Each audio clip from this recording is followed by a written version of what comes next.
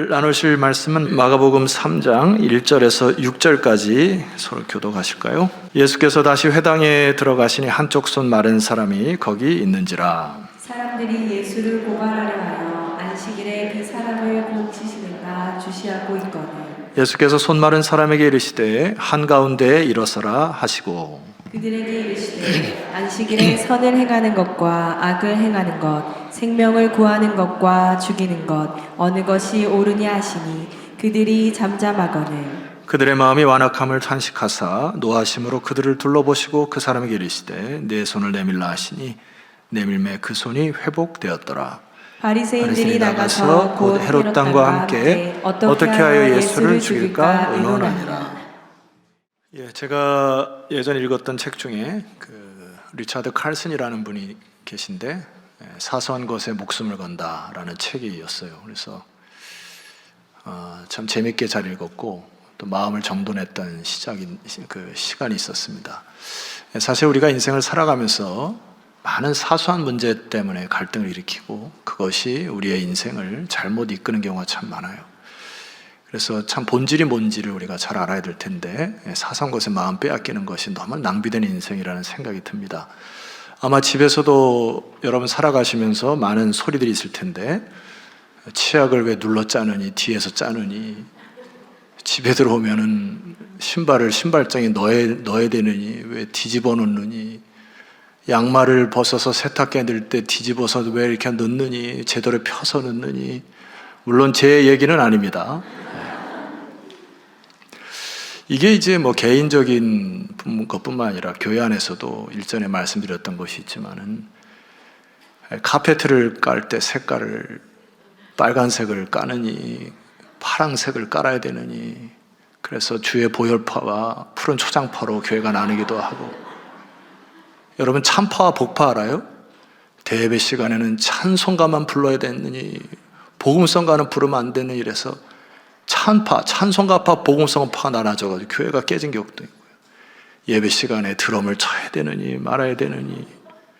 여러분 악기라고 하는 거는 그 시대의 산물이기도 하고 거룩하게 구별되어 드리면 하나님께 다 영광 돌리는 거 아닙니까? 너무 자기의 어떤 그 사소한 것에 마음이 빼앗겨서 본질을 놓쳐버리는 경우가 많이 있습니다. 오늘 제가 이 서두에 이 말씀을 드렸냐면은 오늘 그 예수님 주변에 일어나는 일들 가운데 보면은 참 이 부분이 있다는 생각이 들어요. 여러분 1절과 2절 한번 보시면은 예수께서 다시 회당에 들어가시니 한쪽 손 마른 사람이 거기 있었습니다. 그런데 사람들이 예수를 고발하려 하여 안식일에 그 사람을 고치시는가 뭐 하고 있어요? 주시하고 있습니다. 사실 안식일이라는 건 오늘 이제 우리가 부활하신 주님 이후에 우리는 주일을 개념으로 지키고 있는데 안식일과 주일에는 뭐 해야 되는 겁니까? 하나님 앞에 예배드리고 말씀으로 다시 정돈하고 그리고 나의 정체성을 찾아가고 이런 일인데 여기에 이 사람들은 예수님을 고발하기 위하여 주시하고 있었다. 그러니까 자기는 예배에 대한 감격이나 말씀의 은혜가 사라지고 다른 사람을 고발하고 주시하는 일에 아주 사소한 일에 마음이 빼앗겼다. 이 인생이 그 사소한 일에 지금 빼앗긴 것을 볼 수 있습니다. 여러분 역으로 질문해 볼까요? 이게 목숨 걸 만한 일이에요? 마치 예수님을 덫으로 놓아서 예수님을 잡아가지고 그를 주시하는 일에 온통 마음이 빼앗겨 있다는 얘기죠. 이게 이제 우리들의 그 현상으로 한번 보게 되면은 하나님 앞에 예배드리러 온 사람들이 참 조심해야 될 것은 뭐냐 하면은 예배 오면서 저 사람 왜 저런 옷을 입었니? 오늘 제 머리 감았니? 안 감았니? 지난주에 서로 마음이 상한 것 때문에 제가 나와서 용서를 하느냐 안 하느니 목사가 설교를 잘하느니 안 하느니 찬양대가 음이 틀리느니 안 틀리느니 연습을 얼마 했느니 안 했느니 그냥 주시하고 관찰하고 그게 마치 사명처럼 하는 분들이 계시잖아요. 지적하고. 그럴 필요 없습니다. 여러분이 주일은 주님께서 주신 은혜로 충만한 여러분 되시기를 소망합니다. 그래서 주님이 지체 없이 그들의 의도를 간파하시고 3절 말씀 보니까 그를 치료하세요. 3절 선포합니다. 시작. 예수께서 손 마른 사람에게 이르시되 한가운데 일어서라 하시고 모두 주목하게 하십니다. 너희들이 그 생각이 무슨 유익이 있느냐 하고 그 사람을 한가운데 세우시고 이렇게 말씀하세요. 4절을 제가 선포합니다. 그들에게 이르시되 안식일에 선을 행하는 것과 악을 행하는 것과 생명을 구하는 것과 죽이는 것 중에 도대체 무엇이 옳으냐? 여러분 모릅니까 이 부분을? 안식이라고 하는 본래의 의미, 주일이라고 하는 본래의 의미 중에 선과 악 중에 무엇을 하는 것이 진정한 하나님의 뜻이냐? 주님의 마음이 담겨 있는 거 아닙니까? 생명을 구하고 생명을 살리는 일에 하나님께서 이 안식에 대한 법을 허락하신 것이지, 이 안식의 법으로 다른 사람을 주시하고 죽이고 패하는 일로 너희들은 지금 뭔가 잘못된 인생을 살고 있다는 주님께서 말씀하시는 거잖아요. 오늘 저와 여러분에게 오늘 예배를 통하여 다시 여러분의 중심과 영이 살아나는 축복이 있기를 소망합니다. 예, 그게 기본이죠, 기본. 그것이 없이 사단의 마음에 빼앗겨서 갈등하고 주시하고 좌시하고 반목하고 왜 그렇게 돌아가세요? 주님께서 그들의 문제가 마음에 있음을 지적하십니다. 5절 상반절에 보니까 그들의 마음이 완악함을 뭐 하셨어요? 탄식하셨습니다. 그리고 노하심으로 그들을 보셨어요. 주님이 보신 악함은 무엇입니까? 여러분 주석서에 보니까 여기 손 마른 사람의 이 직업은 석공이었다고 이렇게 기록되어 있습니다. 석공이라는 게 뭐죠?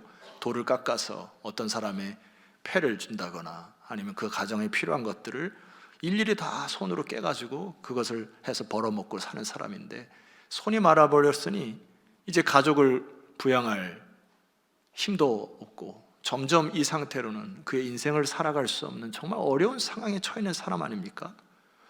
제가 말씀을 준비하다가 이것저것 이제 사진을 좀 봤는데 아마 여러분 이 석공, 이 손 마른 사람의 그 몰골이 어땠으리라 생각이 됩니까? 아마 굉장히 남루했을 것이고 초췌했을 것이고 그 다음에 삶을 포기하는 마음으로 옷도 초라하게 입었을 것입니다. 그림을 하나 보시면 좋겠는데, 중안에 서 계신 분이 예수님이시고요, 예수님이 손을 얹은 저 영혼이 바로 오늘 주인공 손이 마른 한 영혼입니다. 여러분 겉모습을 보더라도 굉장히 왜소하고 옷도 걸친 등 많은 등 초췌한 모습으로 주님 앞에 서 있습니다. 희망이 없는 이 사람. 그런데 이 사람을 보고 옆에 있는 서기관과 바리새인의 높은 직위에 있는 사람들이 그들의 마음속에 긍휼함을 찾아보기 어려운 거예요. 주님 보실 때는 저 사람의 고통이 전혀 이해가 안 되고 감정이입이 안 됩니다. 나는 잘 먹고 잘 살지만 저 사람은 죄를 먹고 살겠지 하는 자기와 남과 다른 저의 불행에 전혀 관심도 없고 자비가 없는 주님이 그들의 마음을 볼 때 그들의 마음의 완악함을 주님께서 보신 거예요. 어떻게 사람이 자기는 떵떵거리고 먹고 사는데 옆에 한 가정이 몰락하고 힘들어가는 저 가정을 보고 어떻게 긍휼한 마음이 없는가?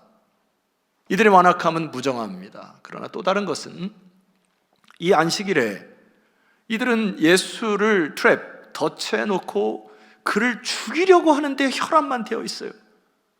주님께서 안식일을 제정하시고 이따 한번 살펴보겠습니다만 오늘 우리 주일을 통하여서 다시 살리고 다시 평안한 쉼과 안식을 주시고자 이것을 제정하신 거 아닙니까? 근데 이들은 종교적인 껍데기에 마음이 빼앗겨가지고 진정한 쉼과 안식을 못 누리는, 그래서 이 법을 가지고 다른 사람을 죽이는 일에 사용되는 그들의 마음의 완악함을 주님께서 지적하신 것이죠. 주님은 그들의 껍데기를 깨고 진정한 평안과 안식을 주시고자 했습니다.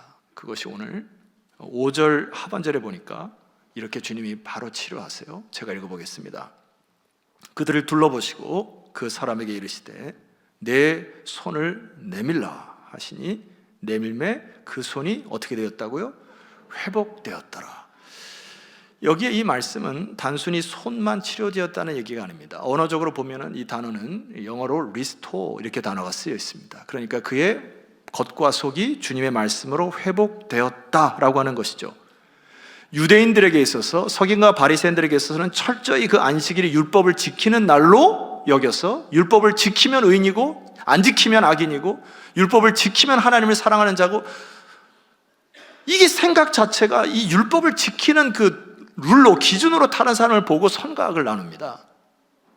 그러나 주님이 그들을 향하여 말씀하는 메시지가 뭐예요?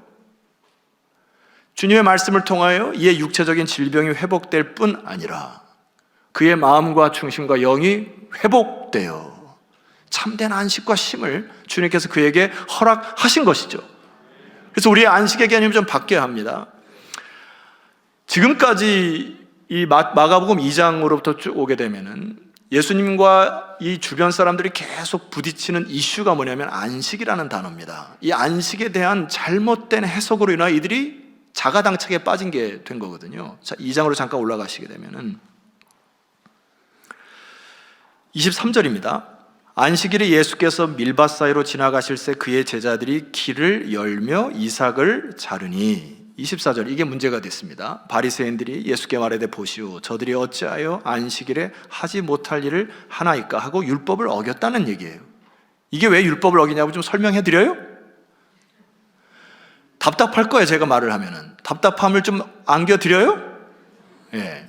왜 이게 율법을 어겼냐고 하냐면은 이 사람들의 그 율법의 해석상 이삭이 저절로 떨어져서 밟힌 이삭은 먹어도 되는데 일부러 손을 펼쳐서 이삭을 따는 것은 추수하는 동작을 한 거기 때문에 불법이요, 그것을 비벼서 이것은 탈곡을 하는 노동으로 보는 불법이요, 비벼서 먹기 좋게 만드는 것은 정미의 과정을 거치는 것이니 안식일 날 그걸 하면 안 된다는 얘기예요.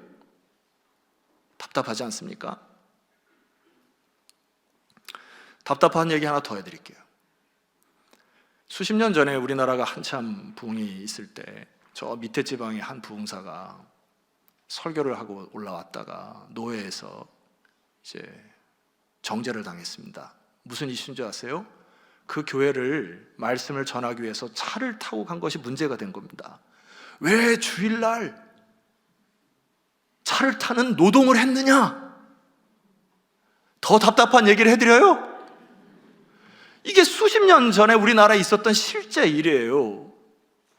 우리가 하나님의 복음이나 율법을 잘못 해석하게 되면 이와 같은 우매무지한 일들을 많이 합니다. 사소한 것에 너무나 목숨을 걸어서 진정한 교회의 본질이나 내 신앙의 본질이나 내 인생을, 주님께서 원하시는 그 인생을 살지 못하고 너무 낭비되는 인생을 산다고요. 예수님께서 그들에게 말씀하십니다. 25절, 예수께서 이르시되 다윗이 자기와 함께 및 함께한 자들이 먹을 것이 없어 시장할 때에 한 일을 읽지 못하였느냐? 그가 아비아들 대제사장 때에 하나님의 전에 들어가서 제사장 외에는 먹어서는 안 되는 질소병을 먹고 함께한 자들에게도 주지 않았느냐? 그게 왜 율법을 어기는 거냐? 배고파서 먹고 생명을 유지했는데 그게 왜 율법을 어기는 거냐? 주님께서 말씀하시는 것이죠. 그리고 이렇게 결론을 짓습니다. 저와 함께 선포해 볼까요? 27절입니다. 자, 시작. 또 이르시되 안식일이 사람을 위하여 있는 것이요 사람이 안식일을 위하여 있는 것이 아니니 28절, 이러므로 인자는 안식일에도 주인이니라. 예, 여러분, 주님께서 안식일의 법, 오늘 주일의 법을 제정하신 목적은 안식일을 위하여 사람이 존재하는 것이 아니란 얘기입니다. 안식이라는 법을 지키기 위하여 여러분이 존재하는 게 아니란 얘기예요. 이 안식일의 제정이나 주일의 법은 여러분을 위해서 있는 것이에요. 물론 하나님께 예배를 드려서 먼저 하나님께 영광을 돌려 여러분 오셨지만은 여러분, 주님께서는 진정으로 이 안식과 주일의 법을 통하여 여러분에게 평안을 주시고자 하는 주님의 말씀을 아멘으로 받으시기를 소망합니다. 그래서 주님이 뭐라고 계시냐면 나는 안식일의 주인이니라, 이렇게 마침표를 찍으신 거예요. 무슨 얘기입니까? 예수님 없이는 참된 안식이 없다는 얘기입니다. 주님이 주신 평안 외에는 다 가짜라는 이야기예요. 오늘 여러분들이 이 예배당에 오셔서 제일 먼저 하나님 앞에 간구의 기도 제목은 안식입니다. 하나님, 주님 안에서 평안을 허락하여 주십시오. 이 평안은 착각하시면 안 됩니다. 오늘 아침에도 제가 예배당으로 이제 걸어오는데 많은 사람들이 형형색색의 옷과, 저는 참 이해가 안 가는 거는 구름산과 도덕산을 가지고 히말라야 등반하는 복장으로 올라가시는 분들이 좀 이해가 안 갑니다. 이 안식, 주일날의 개념이 단순히 육체적 쉼과 안식을 누리는 것으로만 생각하면 곤란합니다. 이 안식일의 근본 정신은 대속죄일에 있어요. 무슨 얘기냐면은 레위기서 16장 29절에 보니까, 자, 이 부분을 똑띠 보셔야 됩니다. 제가 읽어드릴게요. 너희는 영원히 이 규례를 지킬지니라. 일곱째 달 곧 그 달 10일에 7월 10일에 대속죄일이 있습니다. 너희는 스스로 괴롭게 하고 아무 일도 하지 말라. 본토인이든지 너희 중에 거류하는 거리든지 그리하라. 30절, 이날에 너희를 위하여 속죄하여 너희를 정결하게 하리니. 좀 다르죠, 각도가. 너희의 모든 죄에서 너희가 여호와 앞에 정결하리라. 반드시 이 의식이 있어야 된다는 얘기고요. 자, 31절을 한번 선포해 봅시다. 시작. 이는 너희에게 안식일 중에 안식일인즉 너희는 스스로 괴롭게 할지니 영원히 지킬 규례라. 예, 안식일의 근본 정신이 대속죄일이 있는데, 이 안식일 속에서 여러분들이, 안식이라고 하면 집에서 여러분 이런 생각 많이 할 거예요. 그래, 모든 것 다 무장해제하고 포테이토 칩이나 카라멜 땅콩이나 맛동산이나 이런 걸 갖다 놓고 소파에서 대자로 오징어처럼 뻗어가지고 TV를 보면서 이리 뒹굴 저리 뒹굴 하고, 점심 저녁 라면으로 잠깐 때우고 또 다시 이리 뒹굴 저리 뒹굴 하고, 그렇게 그냥 육체적인 쉼을 원하시는 분들이 많을 거예요. 그건 진정한 쉼이 아닙니다. 오늘 대속죄일에 주님께서 오늘 우리에게 말씀하시는 단어, 살짝 기분 나쁠 단어가 있습니다. 스스로 괴롭게 하라. 목사님 이상합니다. 왜 안식하라 해놓고 스스로 괴롭게 해야 합니까? 여기 스스로 괴롭게 하라고 하는 단어를 2번이나 강조하셨는데, 이 스스로 괴롭게 하라고 하는 단어는 히브리 단어의 아나라고 하는 단어로서 첫 번째는 괴롭게 하다라는 뜻이 있지만, 두 번째 뜻은 엎드리다, 자기를 겸손하게 하다라는 뜻이 있습니다. 영어 성경에 보면은 self-denial 이렇게 써 있어요. 이거는 자기 부정, 자기 부인이라는 뜻입니다. 하나님은 우리 타락한 인간을 너무 잘하신 것 같아요. 무슨 얘기냐면은, 무엇을 새롭게 하고 무엇을 의욕 있게 시작하더라도 한 달이 지나고 2달이 지나면 의욕이 사라집니다. 교회 안에서도 여러분 아마 찔리신 분들 많을 거예요. 구역장이든 각종 부장이든 교사든 의욕적으로 1월 달에 그래 하자 이렇게 하다가 지금쯤 되면은 좀 지친데, 10월 달 가면 내년은 좀 안 할까? 이게 단계야, 단계. 하나님 그것을 아신 거예요.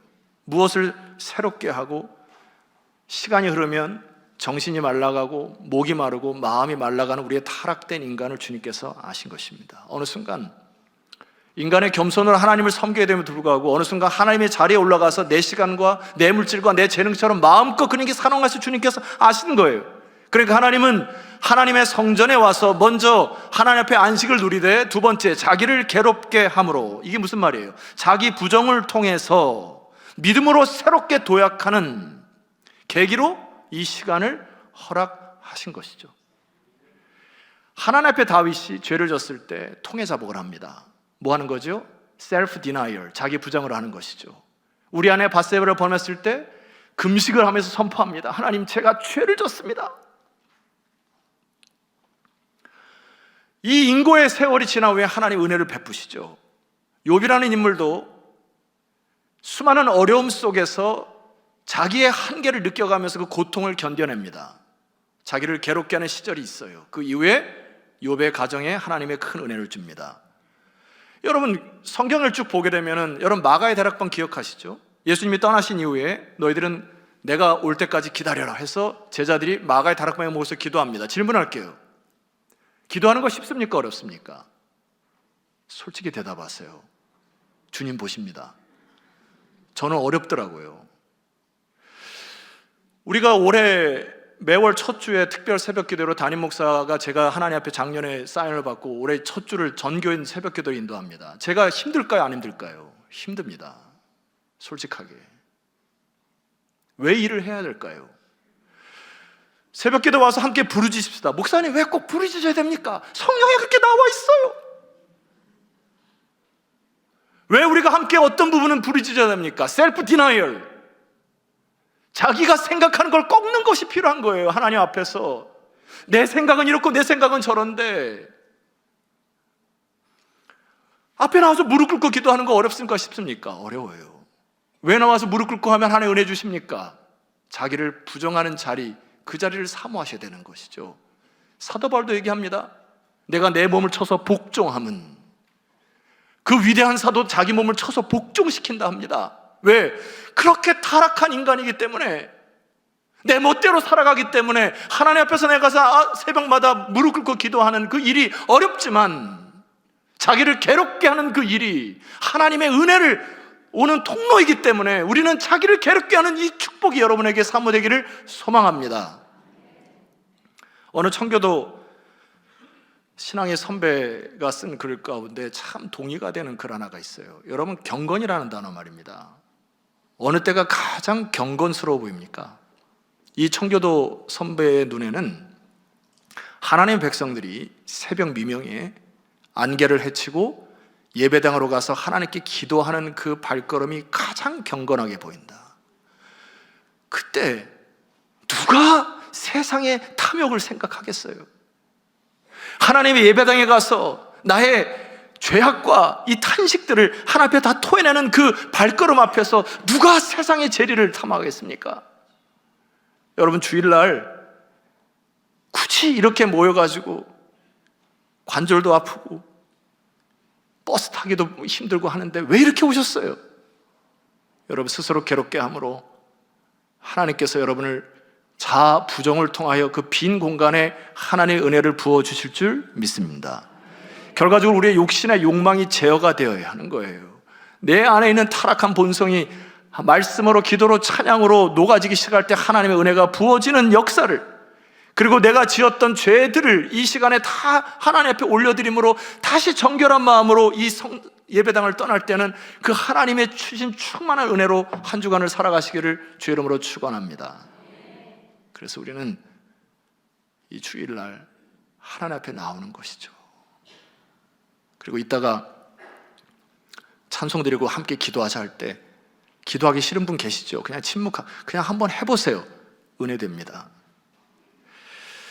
자, 주님은 이 역사를 통해 제가 볼 때는 오그라든 손을 가진 자뿐만 아니라 예수님을 옆에서 따르는 자들이나 예수님을 미워해서 넘기려고 하는 모든 자들에게 참된 안식을 주려고 하셨단 말입니다. 근데 결론은 마가복음 3장 6절에 보니까 이렇게 내려져요. 여러분들 읽어볼까요? 자, 시작. 바리새인들이 나가서 곧 헤롯 왕과 함께 어떻게 하여 예수를 죽일까 의논하니라. 이 구절을 읽고 제가 떠오르는 그 그림 하나가 있습니다. 그래서 찾아서 이제 여러분에게 올렸는데, 이게 무슨 그림이죠? 어렵습니까? 종이는 종인데 종이가 어떻게 됐어요? 구겨졌어요. 저 구겨진 종이 그 자체로 뭐 글을 쓴다거나 그림을 그릴 수 없죠. 지금 여기 헤롯 땅이나 바리새인들은 그들의 마음의 판이 구겨졌습니다. 오그라들었다고요. 아무짝에 쓸 데가 없습니다.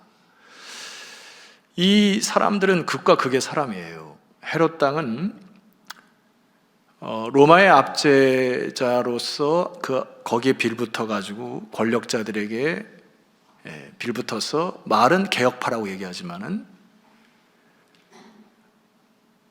그 사람들도 역시 구겨진 자들입니다. 반대적으로 바리새파 사람들은 철저히 민족주의적인 사관을 갖고 있기 때문에 더 보수적으로, 더 도덕적으로 사람들을 옥죄기 시작합니다.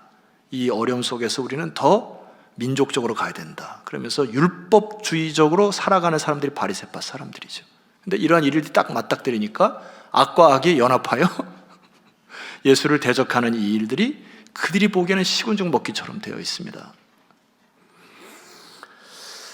유진 피터슨이 목사님이 쓰신 레위기 서론에 보면은 이렇게 기록이 되어 있어요. 인류가 결코 포기하지 않은 습관 가운데 하나는 하나님을 길들이겠다는 고집입니다. 우리는 하나님을 길들이겠다고 결심합니다. 우리의 계획을 위해 하나님을 이용할 방법을 생각해냅니다. 우리의 계획과 야망과 기호에 들어맞는 크기로 하나님을 축소시키려 합니다.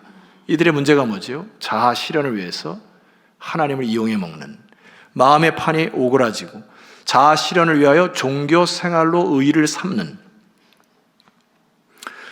주의를 왜 지켜야 하는지, 하나님 앞에서 참된 안식이 뭔지, 내가 왜 스스로 나를 괴롭게 해야 돼, 여기에는 관심이 없습니다. 자기의 목적과 성공을 이루기 위하여 하나님을 이용해 먹는 이들의 마음이 굳어진 것을 주님이 아신 거예요. 그래서 내 손을 펴는 이 사람을 통하여 그 주변의 많은 사람들에게 내 마음이 오그라들고 구겨져 있는 것을 펴시기를 원하는 것입니다. 그래서 주님께서 사용하신 단어가 아주 독특한 단어가 하나가 있습니다. 오늘 주님께서 이 오그라든 손의 환자에게 명령하신 것이 뭐냐면 내 손을 뻗어라 이렇게 명령하셨어요. 영어로 하면은 stretch out your hand 이렇게 했습니다. 이거를 헬라어의 어원에 보게 되면 ekteino라고 하는 단어인데 두 가지 의미가 있습니다. 손을 뻗다라는 의미와 다림질로 펴다라는 의미가 있어요.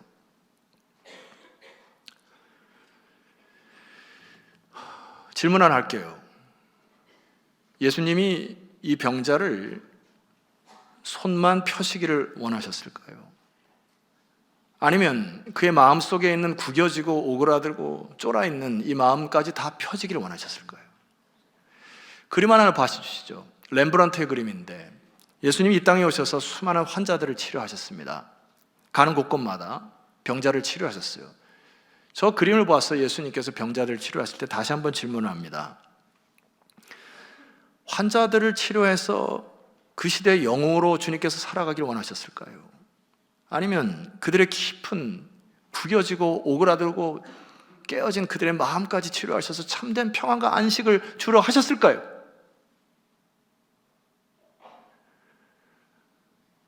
오늘 주님께서 저와 여러분에게 이렇게 말씀하시는 것 같습니다. 내 마음을 뻗어라. Stretch out your mind. 너의 안에는 구부러지고 삐뚤어지고 했던 것을 성령의 역사로 다림질로 쫙 펴라고요. 왜 그렇게 사소한 것에 마음이 빼앗기는지 모르겠지 않습니까? 내 마음이 왜 그런 것에 그렇게 쉽게 상처받는지, 주님께서 말씀하신 인생의 참된 복과 안식이 뭔지, 그 부분을 우리가 주님과 동행하면서 누려야 되는데 수많은 상처와 아픔으로 인하여 내 마음이 쪼그라들고 구겨져 있는 내 자신을 주님 앞에 내려놓으셔야죠. 그리고 하나님 앞에 이 시간 이렇게 기도하는 겁니다. 주님, 내 마음을 펴 주시옵소서. 주님이 명령하십니다. 내 마음을 뻗으라고요. 이 손 오그라든 자에게 뿐만 아니라 이 손 오그라든 주변에 있는 많은 사람들에게 동일한 말씀을 하시는 겁니다. 네가 더 문제다. 네가 이자는 손을 펴면 그만인데 네 평생 동안 쪼그라들고 이 구겨진 마음대로 살아가는 거 주님께서 원치 않으십니다. 예배 때마다 오셔서 주님께서 주시는 다림질로, 성령의 다림질로 여러분의 가슴을 쫙 펴셔서 주님께서 글을 써내려 가시는 역사를 경험하는 여러분 되기를 주의 이름으로 축원합니다. 오늘 주님은 여러분의 그 상태를 기뻐하시지 않으세요. 구겨지고 오그라든 상태로 살아가는 거 원치 않으신다고요. 주님은 착각하거나 오해하지 마세요. 사단은 여러분에게 늘 그렇게 인생을 살라 합니다. 그래, 인생이 이렇게 어렵고 힘든 거지. 아니요, 주님이 여러분에게 평안을 주러 오셨다 말씀하셨잖아요. 마태복음 23장 23절에 보니까 오늘 제가 말씀드린 이 서기관 바리새인들에게 화 있다 주님께서 명령하십니다. 화 있을진저 외식하는 서기관들과 바리새인들이여, 너희가 박하와 회양과 근체의 11조는 들이되 율법에 더 중한 바 정의와 궁율과 믿음은 버렸도다. 여러분, 여기에 박하와 회양과 근체의 11조는 드렸다는 말이 무슨 얘기예요? 본바탕에 내가 농사를 질 때 이 11조는 드리지 않고 이 서기관과 바리새인들이 하는 짓거리들이 뭐냐면은 조그만 밭 귀탱이에 농작물, 귀중한 농작물을 조금 져놓고서 거기에 나오는 박하와 회양과 근처의 11조까지 내가 드립니다 라고 다른 사람들에게 율법적인 것으로 얘기하는 거예요. 본래 11조는 안 드리고 내가 이것까지 하나님께 드린다 하면서 거들먹거리는 그것을 주님이 그의 속을 아신 거예요. 그러면서 뭐라고 얘기하시죠? 너희들은 정의와 궁율과 믿음은 버렸구나. 주님이 마지막 명령하십니다. 그러나 너희는 이것도 행하고 저것도 버리지 말아야 할 것이니라. 율법을 무시하는 것이 아니죠. 그러나 더 중요한 것이 있다는 얘기시죠. 그러면서 이거를 이렇게 주님께서 말씀하십니다. 24절 보시면은 맹인된 인도자여, 하루살이는 걸러내고 낙타는 삼키고 있구나. 참 무서운 말입니다. 여러분, 날파리를 먹어보셨어요? 저는 자전거를 좋아해서 자전거를 탈 때 날파리가 제 입에도 들어가 봤고 코에도 들어가 봤고 눈에까지 들어갔습니다. 이게 날파리가 눈, 코, 입에 한 군데만 들어와도 자전거를 탈 수가 없어요. 빨리 내려서 그것을 물로 씻기든지 재채기를 통해서 밖으로 해야 다시 탈 수 있지 않습니까? 이 사람들은 뭐예요? 날파리들은 벗어서 토해내는데 그들의 행위가 낙타를 삼키는 것을 모르고 있다는 겁니다. 하나님께서 주시는 본래의 의도를, 참된 평안과 쉼을, 아버지께서 친정으로 우선순위를 다루는 것을 모른 채로 율법과 자기의 생각과 사고에 꽉 묶여서 오그라든 채로 인생을 살아가는 것을 주님께서 그렇게 살면 안 된다 하십니다. 매튜 henry는 이 부분을 이렇게 얘기해요. 이들의 죄악을 삶의 경중을 바로 보고 다루지 못하는 죄다. 삶의 우선순위를 잃어버리고 자기 멋대로 인생을 살아가는 것이 마치 날파리는 뱉어버리고 낙타를 삼키는 인생의 우매한 인생으로 주님이 말씀하십니다.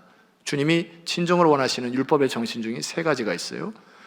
너희들이 율법을 지키는 것 참 중요하지만 그보다 더 중요한 정의, 긍휼, 믿음을 회복해라. 여러분, 마지막으로 여러분 하나씩 단어를 선포하시면 제가 이거를 좀 요약했거든요. 여러분, 정의 한번 해주세요. 시작. 하나님만이 정의로 심판하십니다. 인간이 함부로 나의 생각대로 다른 사람을 잣대질하시는 거 거두셔야 합니다. 하나님만이 정의이시고 공이시기 때문에 너무 쉽게 판단을 내려서, 때로는 요즘에 인터넷이나 이런 것 속에서 글을 통하여 막 씹어대는 것도 그리스도인들은 조심하셔야 됩니다. 정의는 하나님만이 내리시는 것이다. 두 번째 단어, 긍휼. 인간은 상한 갈대와 같은 존재입니다. 내가 판단할 때 저 인간이 쓸모없고 내가 판단할 때 저 인간이 값어치가 없는 인간일지라도 그것은 하나님이 판단하실 뿐만 아니라 하나님은 상한 갈대를 꺾지 않으십니다. 꺼져가는 심지도 끄지 않으십니다. 우리 사회의 능력 위주의 사회 속에서 수많은 루저들이 실패자로 낙인 찍히는 거 옳지 않아요. 왜 우리가 저 사람은 능력자고 저 사람은 돈을 많이 번다 해서 성공자입니까? 여러분, 이 세대에 소외되고 가난한 자들이 얼마나 많이 있습니까? 주님의 심장 달라고 기도하십시오. 하나님, 내가 긍휼의 마음으로 많은 사람들을 품는 아버지의 사람이 되기를 소망합니다. 주님께 그걸 원하시는 것이죠. 마지막, 믿음. 우리 방금 짰잖아요. 이거 해달라고. 믿음. 예. 믿음은 하나님의 이름을 바라는 자들이 되는 것이다. 이거 제가 썼는데 잘한 것 같지 않아요?